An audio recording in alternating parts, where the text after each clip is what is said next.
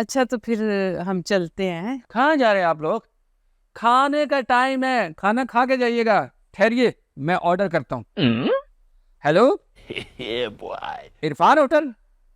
हाँ जी, एक ऑर्डर करना है। आप क्या खाएंगी? मेरे लिए मटन कर देना। मटन। और आप? मुझे चाइनीज। चाइनीज। चाइनीज अच्छा होता है सेहत के लिए। चरगा। चलेगा, बिल्कुल सही, मेरा भी पसंदीदा है।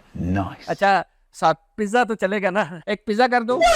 और पास्ता भी खाएंगे ना? हाँ, पास्ता भी कर दो। चांपे करना मत भूलना, अच्छी सी गली हुई होनी चाहिए, है ना?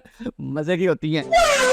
अच्छा, तो चिकन कढ़ाई भी कर देना। अब पता तो है यार, देसी देसी खाना तो साथ हो तो मजा आ जाता है। दाल भी कर दो। हाँ, साथ खीर भी कर दो। क्या, खीर नहीं है? जल्दी से बना के भेजो। इतना बड़ा होटल है और खीर ही नहीं है? क्या बात करते हो यार, नहीं बना के भेज सकते? तो मेरा सारा ऑर्डर कैंसिल करो, चलो। देखिए, इतना बड़ा होटल है और खीर ही नहीं है, इसलिए मैंने ऑर्डर ही कैंसिल कर दिया। कहाँ जा रहे हैं?